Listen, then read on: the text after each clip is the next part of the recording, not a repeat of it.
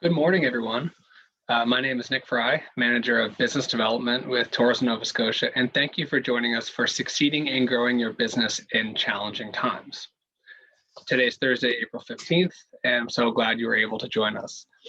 For those of you joining for the first time, Tourism Nova Scotia is the provincial marketing organization for the province of Nova Scotia. We market Nova Scotia as a vacation destination and lead initiatives to grow the tourism industry. This webinar series was set up to help during the COVID pandemic. It's had devastating impacts on the industry, and we want to offer practical advice and solutions as we move through and welcome visitors when the time is right. Now, we really want you guys to be interactive today. Post your Q&A at the bottom. Any links we talk about throughout the presentation, we'll send out in an email. We'll also have a recording sent out and available online. So and also we may go over an hour, and that's okay. If you have to leave at 11 for another appointment or you have another meeting, it's all right. You can catch it on the recording. And if you can stay the whole time, that is great. So I'm so excited to have Matt Symes, CEO of Symplicity Designs, here with us today. Over the last 10 years, Matt has helped over 400 businesses and organizations improve, innovate, and grow. Internally at Symplicity, with a portfolio of companies, he is responsible for the same growth journey. Matt has lived the trials and tribulations of being responsible for multiple organizations in multiple sectors. So Matt, has a breadth of information. So I'm so excited to hear about it today.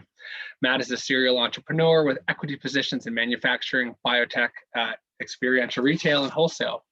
So I'm really excited to have Matt here. I invite him to share his screen. I want everyone on the webinar today to be really engaged, so ask any questions. Thanks, Matt, again, and look forward to your presentation. But there's one more thing. People that are joining us today will have the chance to have a 30-minute coaching session with Matt Symes from Symplicity. And after watching or listening to this webinar, you are going to want that 30 minutes. So you're going to cover a specific challenge you're having with your business, or you could look at your business holistically. So to take part in that 30-minute coaching session, which is included in the webinar, if you are selected, you have to be a tourism business operating in Nova Scotia, attend or watch this Symplicity Design webinar. And just email us at tnsbusiness@novascotia.ca and answer this question: how would your tourism business benefit from this coaching session?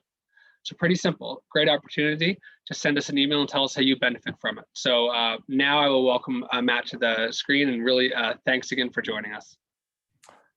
Thank you, Nick. Appreciate you having me. Just trying to see if my video is being shared. No, there it is. Let's try it now. How do we? There you go, Matt. You're great. Good, Nick. We're gonna have to get you to stop sharing your screen, and then we'll get going.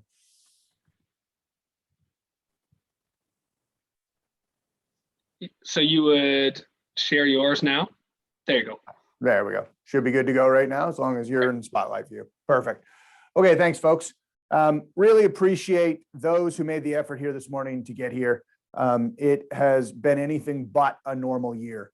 And coming out of this pandemic, I don't exactly have great news for you. The next 12 to 24 months will be as hard, if not harder, than the last 12. So we will emerge from this pandemic. We will have an understanding of a little more safety and security, but we are going to do it without government subsidy. We are going to do it with a customer that has dramatically changed the way in which they interact with you and your brand. And that really means that a whole bunch of things that were going on, sort of incremental changes that were happening at 1%, 2%, 3% a year, happened all in about 10 years of time in a year. And I don't say that lightly. There's a number of organizations that have put out a lot of documents. McKinsey's put out a lot of documents. There's McKinsey.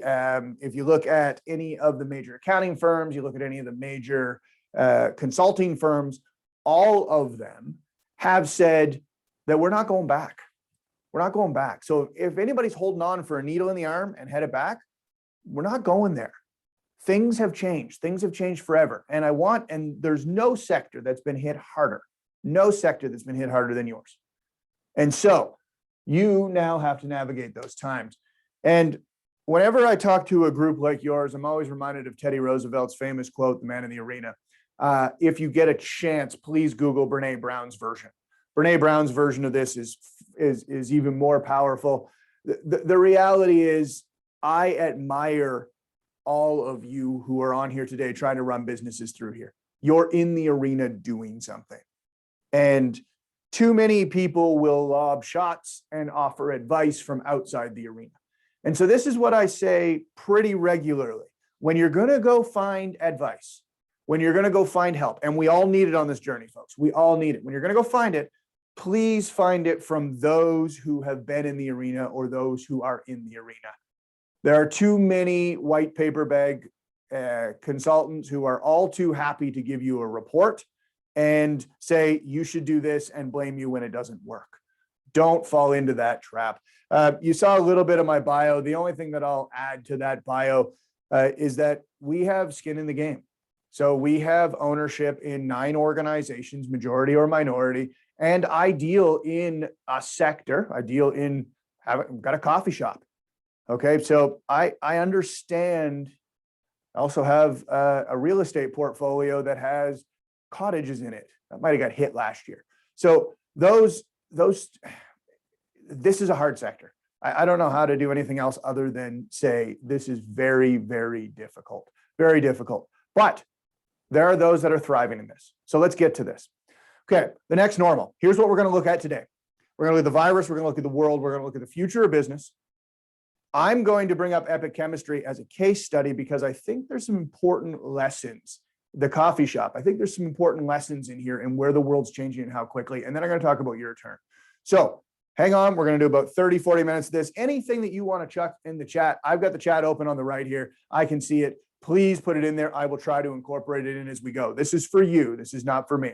So anything you want to put in there, put in there. Okay. This could also be titled, what the heck do I do with this mess?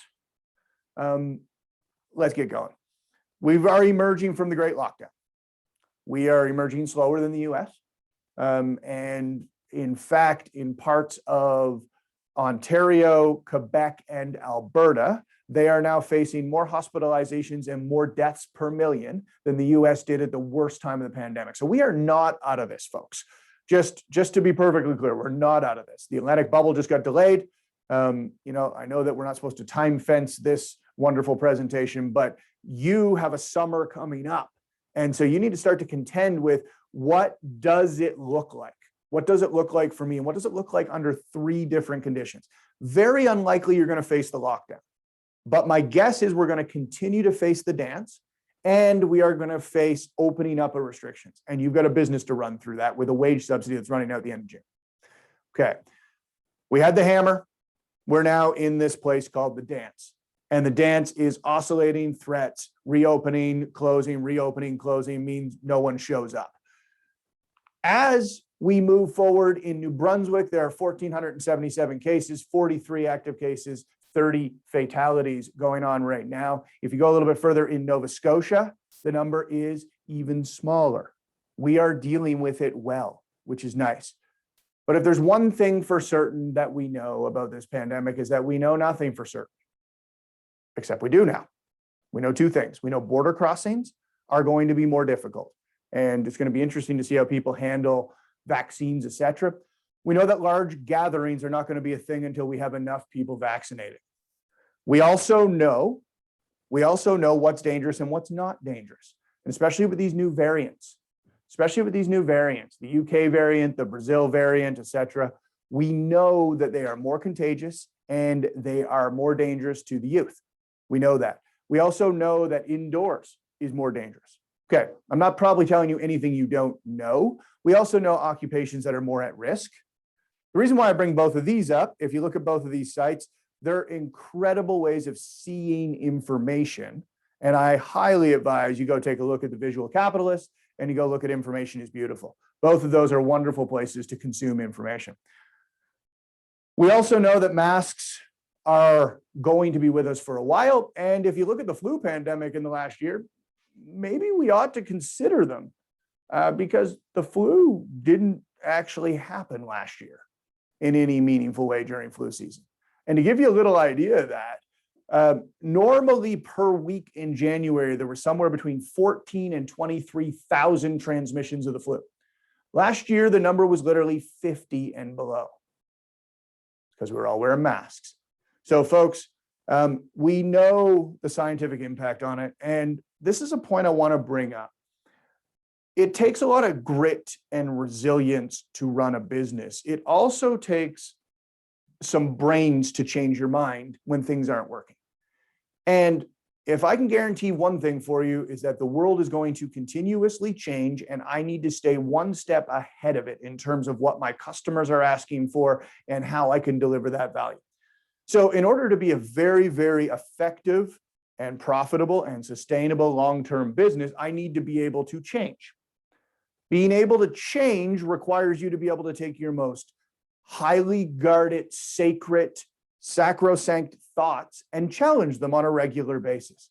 One of the things I came out with very early on in the pandemic was I said, listen, masks are useless because that's what the World Health Organization said. Then a month later, they came out with a good scientific piece of research that said masks are very useful if we both wear them. So here's why I want to bring this up. If you're going to be a very good business owner, you're going to have to learn to change your mind and change your mind often. I like to say firm opinions held lightly with a growth mindset. Folks, if there's a better way to do stuff, let's look for it. Okay. This was the fun graph around influenza and the flu, way down. Isn't that amazing how many we actually had? And folks, some other fun stuff about this pandemic. Gum sales are way down. Turns out people don't care about their breath if they're not around people, or if it's underneath the mask. Folks, as we get moving here, we are continuing to roll out the vaccine, but it's going slow in Canada, very slow in Canada. What's the economic outlook? The next 12 to 36 months, you're going to face 3 phases. And the first phase is almost over, but dangerously close to over, and yet still so far away. We don't know when it's going to be completely over, but this is about surviving the worst of the pandemic. This is about surviving the lockdown. And then we have the low touch economy. And then we have the next normal. Now, the next normal is going to be, folks, it takes 66 days to create a habit. We have been in some form of lockdown for a variation of 12 months, touch and go. Customer habits, the way they enjoy the world, the way they interact with the world has changed forever. There will be fast movers, or first movers rather, and there will be fast followers, and there will be those that will get left behind. I'm very concerned for business over the next 24 to 36 months. And here's why. Most have taken on a lot of debt. Most are not staring at where their customers have gone. Most are hanging on by a thread. And most have no concerted plan for number 2 and number 3 there. They have no idea how they'll survive in the low touch economy without a subsidy. And they really don't understand the customer habit changes that have happened. And as a result, they're not terribly sure how they're going to survive in the next normal either. And they're kind of just hoping it might go back to some version of what they had, and they can go back to some form of surviving or thriving. This will have a very real impact on the economy. We know that there was a 6% decline in GDP in advanced economies, 1% in emerging economies. We know that the stock market's doing crazy things, and we're not quite sure how that keeps going up while the results don't support it. So we're all a little concerned about what's going on there. We know that people are finding new ways to translate value. So things like Bitcoin, which has been along for a while, but NFTs, non-fungible tokens, fascinating that a JPEG can be sold for $69 million. Not sure what's going on there. We know that the reserve currency, being the US currency, is a little bit at risk right now as people find new ways to deliver and understand value. So this is the world we live in. This is the world we live in. The relative stability where the US dollar anchored an economy is not as prevalent as it was 30 years ago. So this is the world you operate a business in. Now, folks, if you look over the long arc of human history, and one of the parts in my bio that doesn't often get put out is I'm a recovering academic. And by that, I mean, I'm a recovering historian. And so if you look over the long arc of human history, this is not surprising that we're going through a period of change. It just kind of sucks to be in the dead middle of it. So what kind of recovery are we going to face out of this? Is it going to be V-shaped, U-shaped, L-shaped? We learned all kinds of letters in this. I had no idea that these were economic theories before the pandemic. V-shape was Canada after '08. U-shape was the US after '08. And L-shape was Greece, never really recovered. And so we looked at this and said, which one is it going to be? And the debate was on ferociously for a while. And then we realized it's actually going to be this. And yes, this is a horrific orange slide, and it's an orange slide quite on purpose, because we are dealing with a K-shaped recovery right now.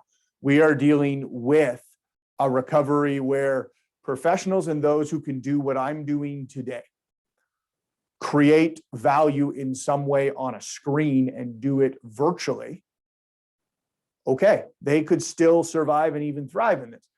But the service economy, the tourist economy, is really struggling. Some are predicting a 10-year recovery on that.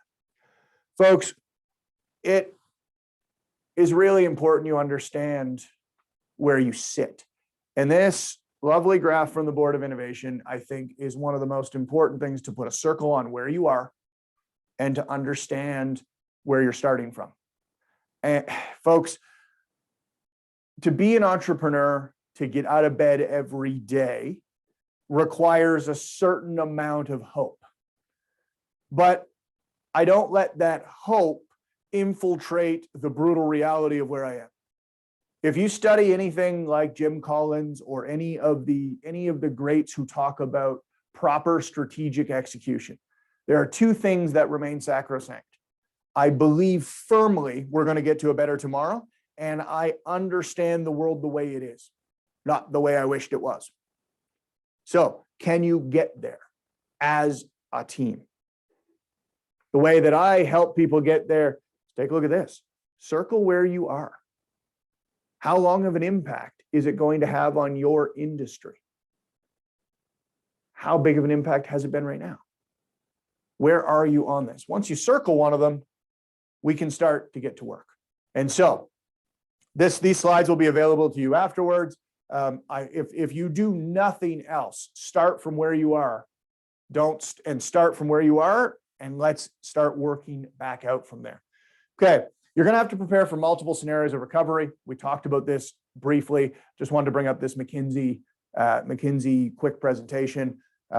Links down there in the bottom. It just talks about what the likely recovery is. The thing that I want you to see is the squiggly lines. The squiggly lines. Every organization is going to go through some form of a hockey stick.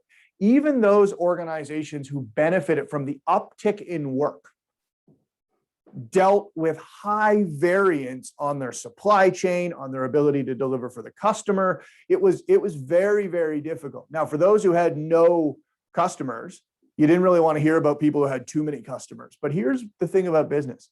All variance to what you think is going to happen and what you're prepared for creates chaos. In that chaos, it's hard to profit from. So whether it's less or more, it's very difficult. In fact, the vast majority of organizations that fail, that go bankrupt, are actually highly profitable. 84% of organizations that go bankrupt are actually profitable. Think about that for a second. So it's variance to plan and our inability to deal with that chaos that normally shuts us down. This recovery, as we've seen, looks a lot more like the Rocky Mountains. I mean, we're talking about an Atlantic bubble, and that Atlantic bubble just moved from, was supposed to open here in a couple of days. It's now May 3rd. They got a slate. We're going to deal with health regulations, with customers, all kinds of stuff. Yes, it's a big setup to say, folks, are you ready for 3 or 4 different realities? Let me say that again. Are you ready for 3 or 4 different realities for this next season? You in the tourist world, you have a distinct season in Nova Scotia, right? We all know when people come, and we all know where they come from. Are you ready for 3 or 4 different variables? Are you ready for Nova Scotians alone? Are you ready for Atlantic Canadians? Are you ready for a partial reopening? Are you ready for a full reopening in the fall? Are you ready for those? Right? There is a thirst of disposable income. Now we're sitting on a bit of a bubble of that too. There's a desire to travel, coupled with the most amount that Canadians have had in their savings account, coupled with a small drop off afterwards. And so there's you have to follow these trends to figure out how they affect you. And then within it, you have to figure out what it means for you and your business. You don't need to be the average. You don't need to be the average. So let's talk about how I get past just being a victim of the market. And I've said this to a number of groups. The market can make an idiot look like a genius. It can make a genius look like an idiot. So I need to understand it because it has more power than any one thing I do because I play within it. Okay, so what has really changed and what's the next move? Let's talk about this. Digital transformation has occurred. 10 years of e-commerce adoption has occurred in the last 12 months. That's the growth. It was limping along. 10 years it's been pushed into the future. Global retail declined 3%. E-commerce is up 32 was up 32 in 2020, projected to be up an additional 14.3 in 2021. People are comfortable buying online. And folks, for those of you who don't know, we are the sister company of Community Hall, the subscription box in Atlantic, Canada. And I can tell you that over 70% of our clients are over the age of 60, and they have all bought online. I want you to think about that for a moment. The generation that we would have assumed wouldn't buy online and want it to show up in person is buying online. And they have learned how to and do it. Okay. 75% of buyers and sellers now prefer digital options. Folks, there's a lot that I've learned in this pandemic that I'm not going back to. I used to travel a tremendous amount. I used to miss out on a lot of my daughter's evenings. I'd be home guaranteed for 2 of them a week, tried to get to 3. Now I'm home every night. I don't want to give that up. I'm not going to give that up. So think about the major shifts that have happened with your clientele and what that means for you. Think about also what it means in terms of capability, getting things done. Folks, one of the things that I'm shocked about is the relative few people are taking advantage of the educational opportunities. They're overwhelming. I get that. There's so many of them now, and everybody's moved to this format. So it's hard to figure it out. But once you figure out where you're headed and what help you need, folks, it's at your fingertips now. It's never been more readily accessible. The second last point on this screen I want to bring up. Major Canadian banks are requiring an intelligent digital strategy as part of their lending considerations now. This shocked me.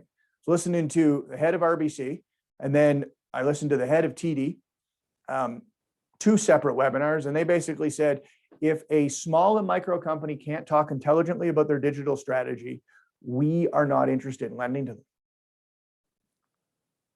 They understand where the world's gone.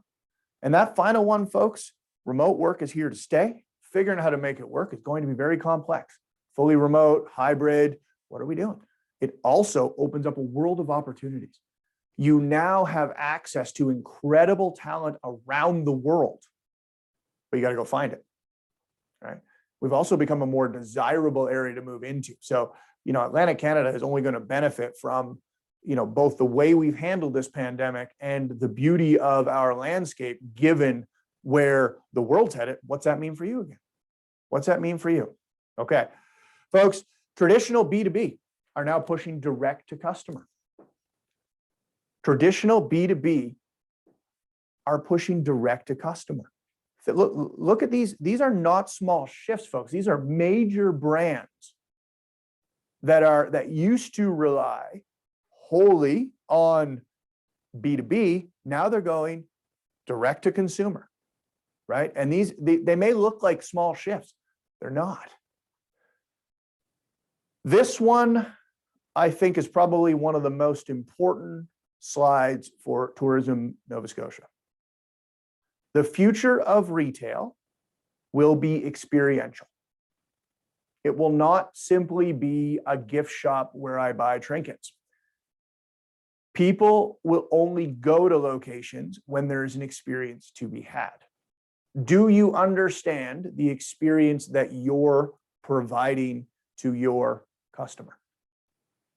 What experience is that?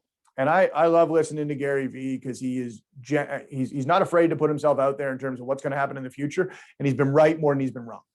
So I love listening to him because I think he's just fantastic. But one of the things that he said that really stuck with me is that you're going to see a ton of new concepts at stores, and it's going to be fun. It's going to be fun to go to a store now. So how are you creating the right experience for the different type of clients that you have so that they become raving fans? Do you know the percent of your clientele that is local, within a proximity of 100 kilometers, that is outside of that 100 kilometers, that is outside the region? Do you understand how you're creating the right environment for them? Do you understand the different types of customers that are coming in and why they're coming in? Are you catering that experience to 2 or 3 or 4 different profiles? Have you mapped that out? Right. My favorite exercise to do with an organization is to map the customer journey. Okay. When you think about a restaurant, and I ask this question often, I say, how many touch points between when I make the reservation and when I leave and get in my car and drive away from a restaurant does that restaurant have? How many touch points do they have? And most people will say between 5, 6, 7. That's what most people will say. The true answer is they have somewhere between 40 and 80 touch points. And how many of those touch points have to go wrong to get a negative review on TripAdvisor? 1. Do you know all the touch points along the customer journey? I'm going to give you 2 examples of this that really made it hit home for me. In the Denver airport, they had a significant number of complaints about the speed at which the bags were coming from the airplane to the carousel. Okay. And they went, and immediately you would think, okay, well, we got to speed that up. But they happened to be in the top 1% of getting bags off of planes in the carousel. Couldn't figure out why are we getting all these complaints. We're in the top, and they kept grinding out improvements. Finally, they went to the customer journey map. And when they went to the customer journey map, they realized that people like forward momentum. They like to move. And so when people get off a plane, they go as fast as they can, and they end up at the baggage carousel. Well, here's what they also realized. The Denver airport also had in the top 2% of speed from when you get off the plane to the carousel. And so the relative experience for the customer in the Denver airport compared to another one was that they were waiting longer for their luggage.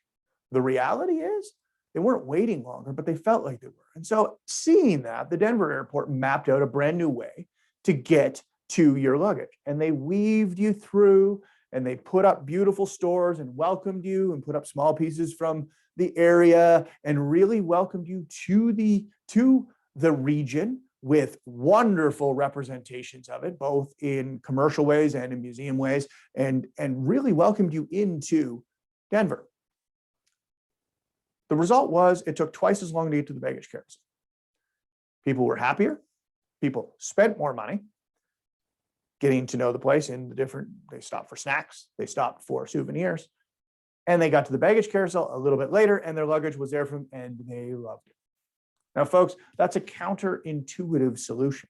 It is not where people would have looked first and foremost when I get complaints about the baggage carousel and the amount of time I'm waiting there. When you map the customer journey, you're going to find all kinds of those. The same Buffalo Sabres hockey team did the exact same thing. Map the customer journey. And one of the things you'll know about an experience is that you generally remember the last part of the experience far more viscerally than any part along the journey.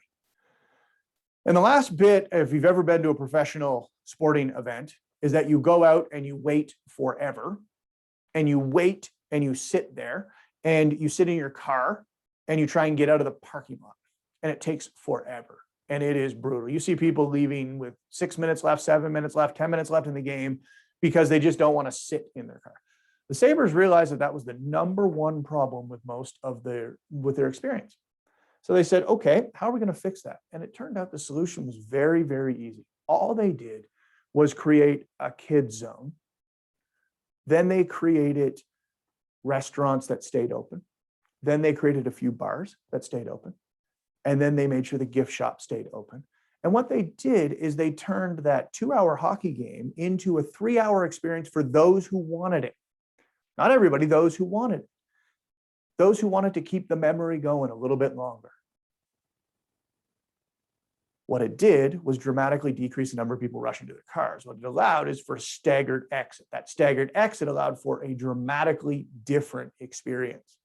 Okay, folks, I bring this up because if you map the customer journey, how they interact with your brand, online to when they show up to when they leave and how you interact after, you're going to find a whole host of opportunities that are really easy to do. Now, when I said they created things in Buffalo, did they really create things? No, they just took what they already had and kept it open a little bit longer. Okay, most of the solutions that you will find on the customer journey map don't cost you very much, but they add a tremendous amount of value and bring a tremendous amount of profit to the organization. It's time that we go from defense to offense. And when I was giving a variation of this presentation in South Africa, they had no idea who I was talking about when I talked about Wayne Gretzky, but I like to skate to where the puck is going, not where it has been. Okay, folks, this is not the time to invest in PPE. This is the time to invest in customer journey mapping and understanding your customer. I'm going to talk about the story of Epic Chemistry. So this is the coffee shop that I talked about. This is our building. It's a building in Moncton, New Brunswick.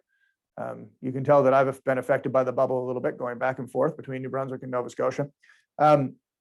We originally wanted to start and open a cafe. We had done all the work for a year previously, going around the world, quite literally, to the top cafes in the world, visiting roasters, etc. And as we were about to open, the pandemic hit. Okay, can't do that.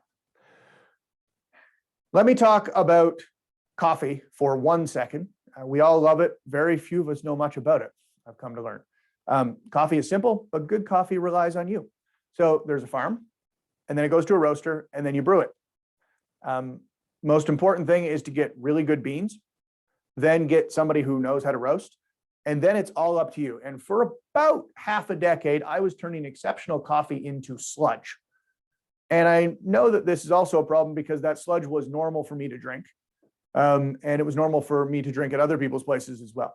And so we understood that there's a gap in that final bit. I mean, this isn't like wine. Wine, you uncork it unless you sit it in the sun or freeze it. You really can't screw wine up. You can make a mess of coffee. And so we realized that people could make great coffee at home relatively simple if they understood 4 things: grind size, water temperature, ratio, and brew method. But most people don't understand that, and they don't understand how to get at it, and they don't understand how to make good coffee. So we said, okay, well, how do we become that gateway then? Because what we were having trouble doing is when the pandemic hit, what did we do? Oh, let's go to curbside, let's do all that kind of fun stuff.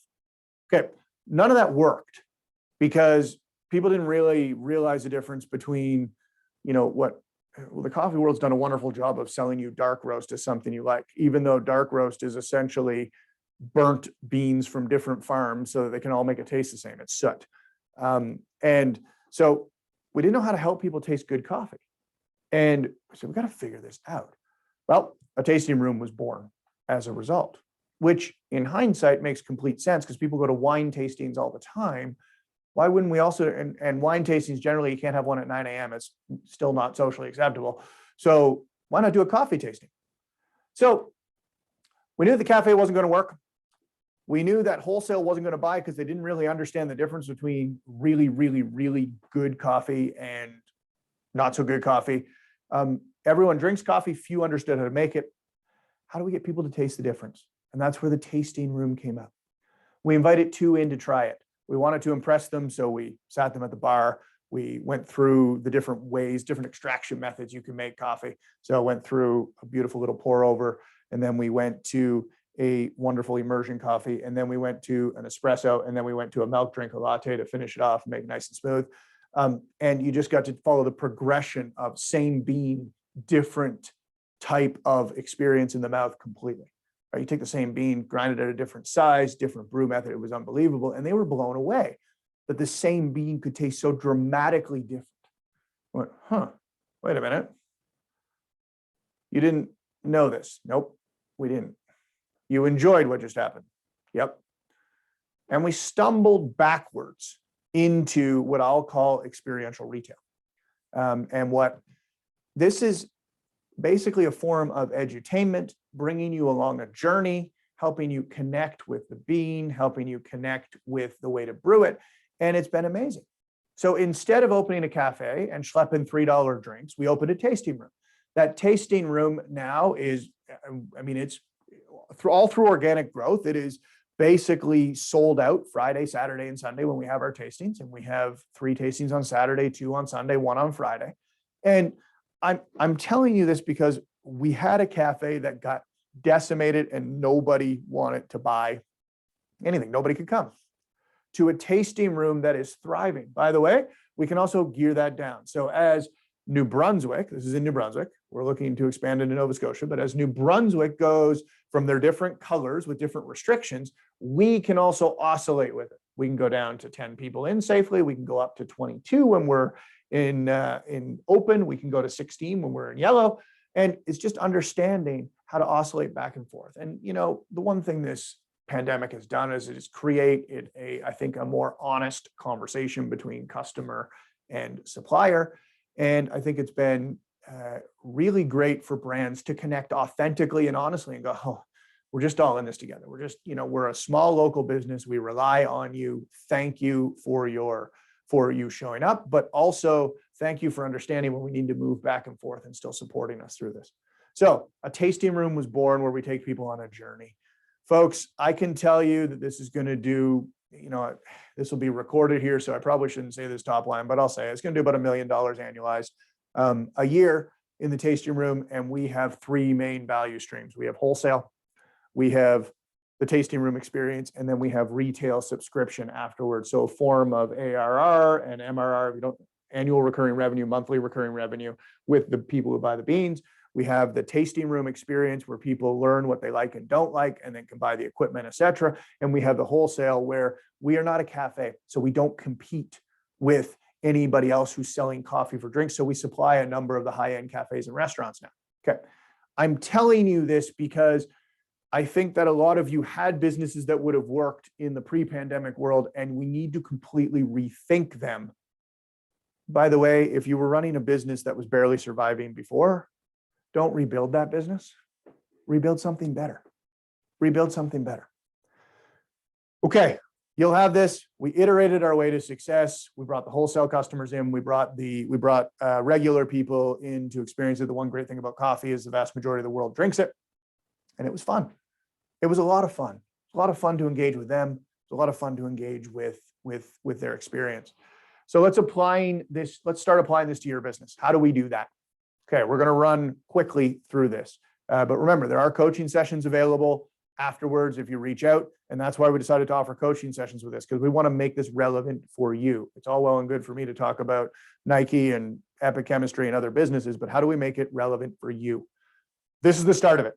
Okay, what problem do you solve? For who, and what is the value of solving that problem? Normally, I would run right through this. I'm not going to. Just think about that question for a second. I didn't say what service do you provide. Notice I didn't say what widget do you sell. I don't care about that yet. What problem do you solve? For who? What is the value of solving that problem? I always stop people here and I say, what problem is the milkshake solving? A lot of times I ask, hey, I run a milkshake shop, help me sell more of them. And everybody in the audience, because people like to participate, it's hard to get that same feeling on Zoom, but they generally go, you know, make it thicker, make it thinner, add more flavors, add more colors, add more sugar on top in some way, either whipped cream or candy or, you know, that ridiculous stuff. There's a great one in downtown Halifax that has the most ridiculous milkshake I've ever had in my life. But help me sell more milkshakes.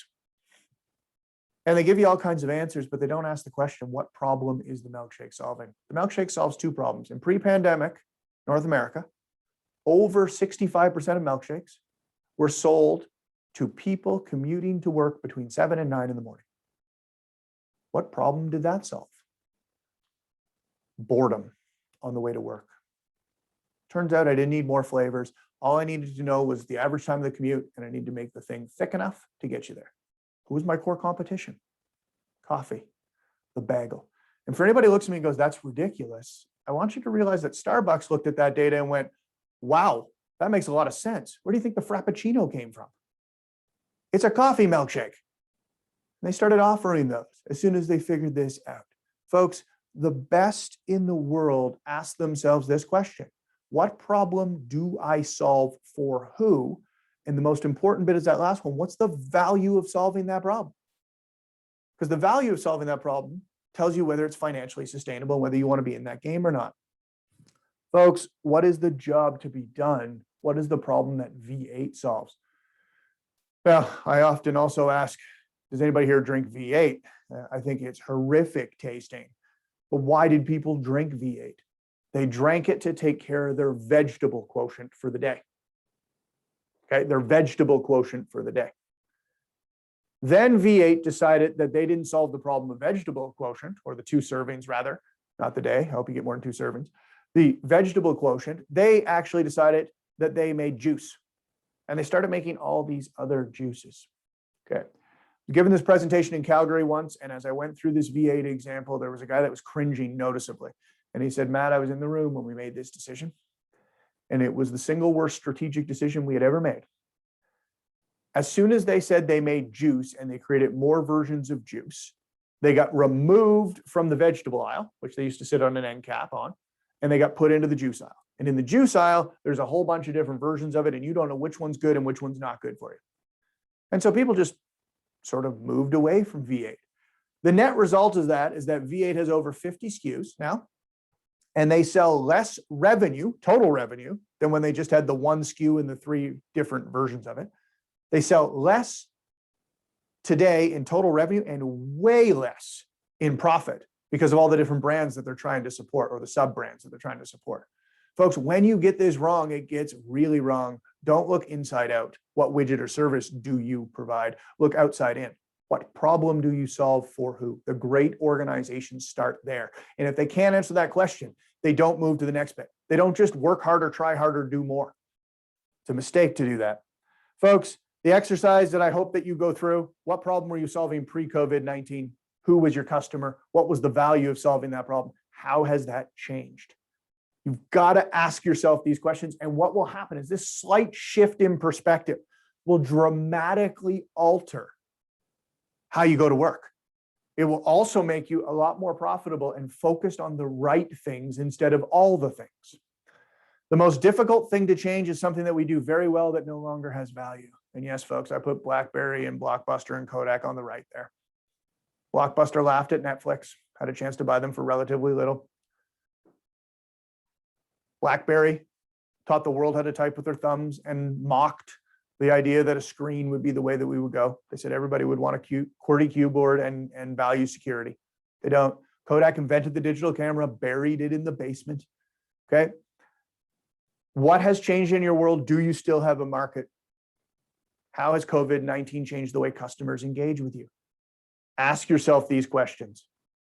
Okay. Only 9% of businesses came out of the last recession thriving. You don't have to be one of the 81% that didn't. You can be part of the 9% that do. Still time, still loads of time. All of these organizations understood the customer and invested in improvement and innovation and rebuilt stronger. Every single one of those 9% that came out.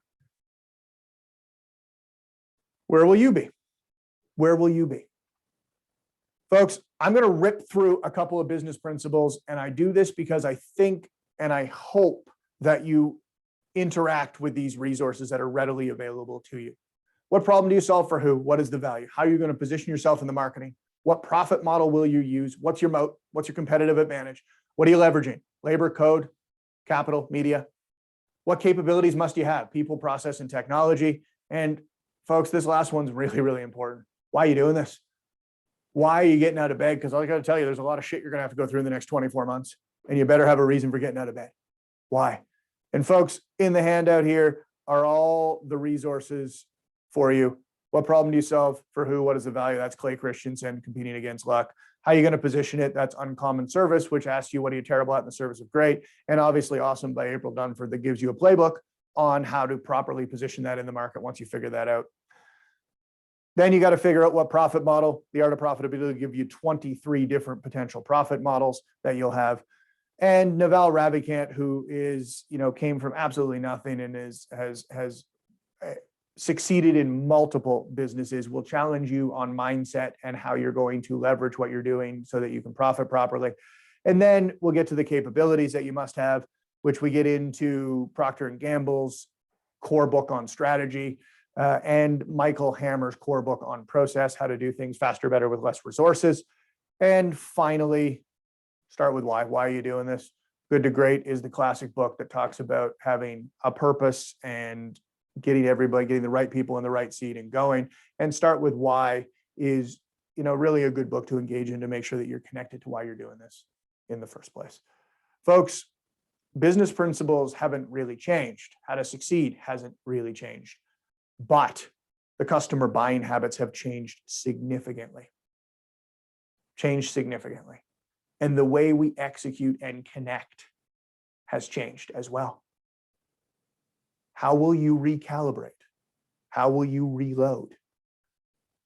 For those of you who watch junior hockey, I haven't in a long time, but when I was in the building in Peterborough, there's a wonderful thing on the back, and it just says, "We don't rebuild, we reload." Folks, I hope that you're going to reload and recalibrate. At the end of this, you're going to look back 10 years from now, and you're going to put a nice little period and dot on a few sentences in here. You're going to have a few smiles. You're going to talk about this pandemic in some way, and you're going to make sense of it. Life can only be understood backwards, but it must be lived forwards. For those of you in the arena, for those of you making decisions for your business right now, you can only live this forward. There's 100 alternative narratives. You're in the process of creating one. It starts with your customer and what problem you're solving for them, and what is the value of solving that problem. From there, it's about rebuilding your business. It's about recalibrating. Folks, I hope we get the chance to interact. I hope we get the chance to have a conversation about how you're going to rebuild, because the success of the small and micro businesses in this province will drive the success of the local economy. And you're in charge of your little domain to do so. We're going to move it over to questions now, and hope that we get a few, aside from the ones on why it's taking us so long to learn from Asia. Nick, you coming back on with me? I am here. So anybody on the call that has any questions, I'd love to get them now. So, we do have those two questions. So the two questions we have so far: why did it take us in the West so long to learn from North Asia? And in Asian countries, I can buy a SIM card for my cell phone at the airport. Why is this not available or so difficult to find in Canada? Well, those are interesting questions to contend with. The reality is people don't learn lessons easily. Most people have firm opinions held firmly, built in on belief systems, and those belief systems give them pillars by which they navigate this world. Sometimes they serve them, sometimes they hurt them. And we're learning when it comes to masks, et cetera, and the transmission of influenza or other illnesses that masks are pretty damn effective. So I take that to a broader question of, what truths do you hold sacrosanct that aren't serving you anymore in your business? Okay, nice. I have a few questions, and if people on the call are going to soak up the information, a lot of great ideas. How did you guys, when you first started, you invited those customers in? One, why did you invite them in, and what was the plan, or what were you hoping to happen? It's pronounced Epic? Yep, pronounced Epic. Yep. Okay. So when we invited the customers into Epic, we wanted them to taste the difference and wanted them to experience what coffee could be. And our journey through the coffee world, from the farms to the cafes to the different roasters, taught us a tremendous amount about what we liked in coffee. And we realized that people hadn't been on that journey. For most, coffee was medicinal caffeine in the morning, a shot at 1 o'clock when you're getting a little bit tired, and for those brave enough after 5 p.m. and want to risk no sleep, another shot, if you will. And so we said, no, this is a totally different experience when you get into tasting it in a different way. And we wanted to share that so that we could open up a market. But we thought we were just sharing how good the beans were. What we didn't realize is that it's actually the experience of learning about how good the beans could be that had more value than how good the beans were. Sure. No, Right? and how do people, is it online booking? Like what kind of process do you do? So, that we backed our way into this, right? I mean, like every good design, it's iterative. So at first it was a whole bunch of DMs and booking in a Google Calendar. That quickly became a disorganized mess. And we had to get a piece, we again, improved to a piece of software that we directed people to book. That cleaned up the back end a lot, created a lot less confusion, which was good. And then it grew through the experiences and the Instagram moments. And I think, right now we're living in a world that is thirsting for different experiences because we've been locked up in our house. So if you sit on a business that could offer an experience in some way and bring the world to a group of people who are decidedly a little bit nervous about traveling and are going to be for quite some time, how would you do that? Right? So. No, that's great. This is just for interest, actually, this is something that could be relevant to our audience. What kind of software do you guys use for your booking? I don't even know that answer. Okay. I can definitely get it to you, Nick. That's not a problem, but I have no idea. Okay. And again, I'd encourage anyone on the call on the webinar to ask any questions. I'm going to ask two more, and then we'll let you go. What advice, I guess, would you have for an accommodation in this current situation? I mean, you've given us lots of great advice, but if I was an accommodation, what would be the first thing I'd want to do? Accommodation. Help me. You mean like a hotel, B&B, hotel? Yep. Yeah. So one of the two things that I've done. So I think one of the things that I learn better from people's experiences than I do from sort of unsolicited advice on shit that people don't understand. But one of the things that I've done is ensured that the welcome and how I bring people in, right? How I bring people in is so good that they're bragging about it. So how do you create those moments? And every business needs to learn how to do it, right? And so Nick, if you'll let me hear for a second, there's a great book called The Power of Moments. And it's by Chip and Dan Heath. And I would engage, there's actually also a 20-minute talk on it that at the New York Customer Experience UX conference. So how are you creating that moment? And you've got two distinct opportunities to kill it here. When they come in, how are they coming into, and you can do small things, like how do you make it easy for them to go to 2 or 3 activities because you know them so well, right? A hotel in Ottawa did this, and I don't know how they knew, but my God, when I showed up, they took me to my room, okay?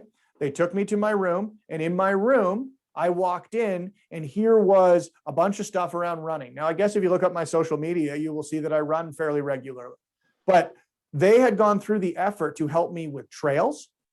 And they had gone through the effort of making sure that I knew the gyms in case it was raining, and where I could get a pair of shoes that they would get to me if I forgot my shoes.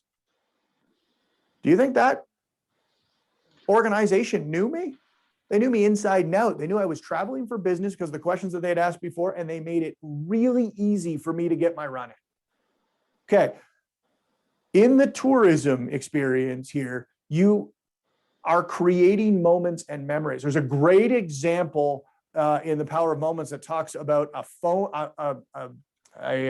hotel in Los Angeles that actually has a hotline for popsicles. This hotel is outdated by all stretch of, it's got a pool, but it's not cutting edge in any way, shape, or form. But it gets raving reviews because as you take your kids to the pool, they can just call a line and it'll go, what kind of popsicle would you like? It's just a hotline for a popsicle. So there's all kinds of ways to do this after you understand your customer. That's cool. And obviously it stuck with you the trip to Ottawa. I got 2 questions here. Matt, you're making my head spin. I have a bed and breakfast and a missing key in our keyboard. I started out with 2-bedroom and a share bath. Now I have a 2-room suite. I'm working on my experiences and family friendly. I have a million questions. P.S. You sound like a perfect candidate for the 30-minute session. 100%. Can narrow them down. I feel it less like a B&B now because I have such little contact, and the opportunity to adapt is difficult because you're not getting any government support. I lost about 99% of revenue last year, so it's hard to adapt with no funds. Yep. So this is, Terry, this is how do I make my place, you've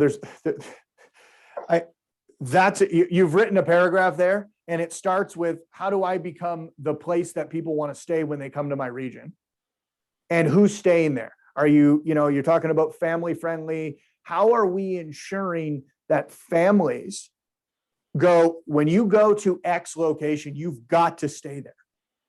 You've got to stay there. And by the way, you can raise your price once you do this because you're creating more value. So the real key is, how are you catering to the family experience? Yes, you used to do it in person. So if you can't do it in person now, maybe you can meet them outside.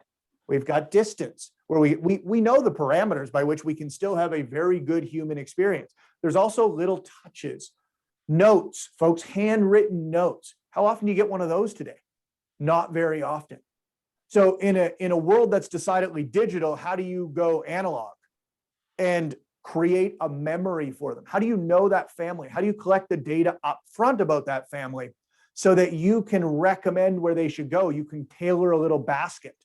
There's just a tremendous number of small things that require almost no cash that you can totally change the way people perceive their experience with you. And you can give them what they want, because folks, at the end of the day, it's all memories and moments as it is when you think back on your life. So how does a stay with you become one of those moments I never forget? And there are tons of examples online of people who do this. It's not like, I'm not saying you need to wave a magic wand and invent something. Okay, so you can borrow best practices. We'll get into that, I'm sure, in the session. I hope that I get to see you there.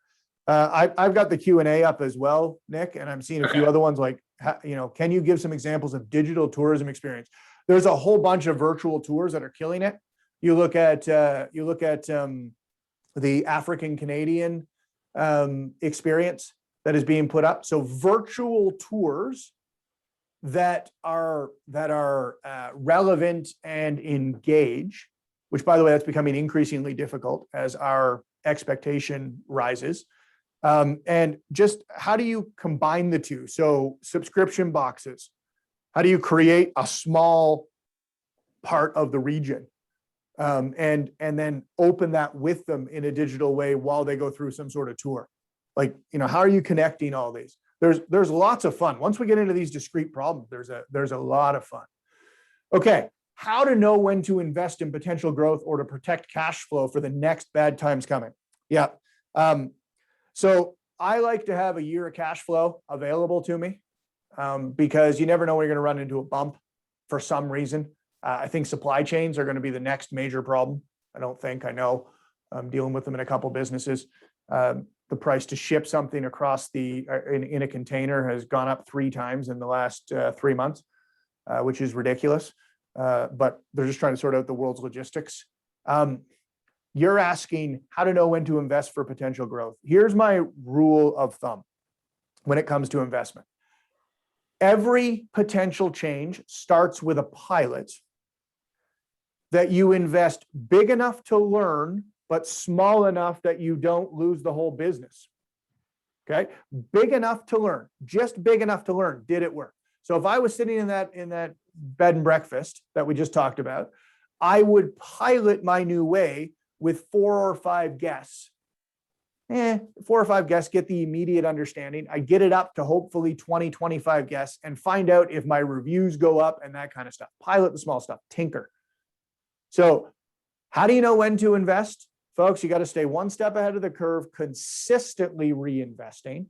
But this is the rule: small enough that you don't risk too much of the core, but big enough that you learn. So I won't take us too much past 11 there, Nick, but again, I am more than happy to interact with any one of you. The info@symplicity.ca goes straight to me. Nick, I know you have a direct email you want them to reach out to for direct consultation. We'll make sure. I'll give it over to you, Nick. No, that's awesome, Matt. Thank you so much. I'm just going to, here we go. So I'm just going to start my screen. Thanks again, Matt. I really appreciate that. Oh, right. So that was a great, so much great information. Thank you, Matt, again. And as we just talked about, the opportunity there for that 30-minute coaching session is such a great benefit. So send us an email, tnsbusiness@novascotia.ca. We'll share this out as well and just answer how your tourism business would benefit from this. And I think that's probably an easy question to answer. So our next webinar was next Thursday, April 22nd, 10 to 11, and it's Package Up with Tourism Nova Scotia, delivered by Michelle Sears, Marketing Advisor, and Judy Lynch, Tourism Development Advisor with Tourism Nova Scotia. So they're going to cover a lot of different opportunities available with Tourism Nova Scotia. A lot of items that Matt talked about, being a place that that people want to stay at. A lot of that is maximizing what's available to you online as well, and a lot of it is free. So we'll talk about that next week. And our whole spring tune-up series every Thursday in April into May 6th will feature a new webinar every week, 10 to 11. Upcoming topics are packaging and promotion, health and safety, and smartphone photography. So again, thank you so much for taking part in this series. We do have 3 new programs that are open for application. They launched yesterday. We have the Digital Content Marketing Program, the Radiate Tourism Program, and the Tourism Digital Assistance Program. And I'm just going to give you a little overview here. The Digital Content Marketing Program provides an opportunity to create high-quality videos and photos for use in your tourism marketing. Minimum partner investment is $7,500 plus a 15% media buy, so it's around $8,600 minimum buy. You can develop and execute tailored digital marketing campaigns to raise awareness of your business or community. A minimum partner investment, $10,000. TNS matches partner investments. Applications are open until April 28th. We would encourage you to check out that program, and the link is there as well. We have the Radiate Tourism Program. So develop and promote compelling travel packages to raise interest and awareness for local and maritime travelers. So this is creating those travel packages that are going to really have travelers want to come stay at your business.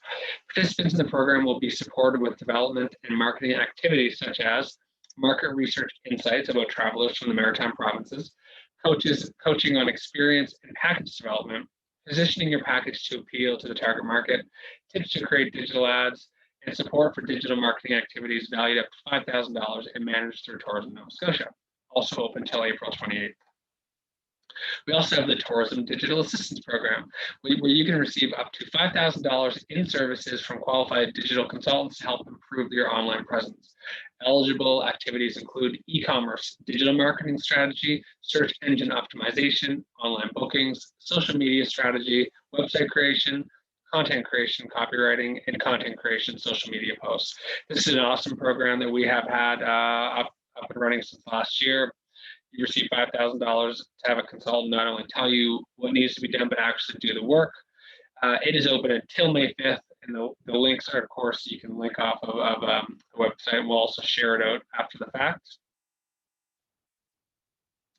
And I really would encourage you to send us any questions after the fact at tnsbusiness@novascotia.ca. Sign up for In Touch.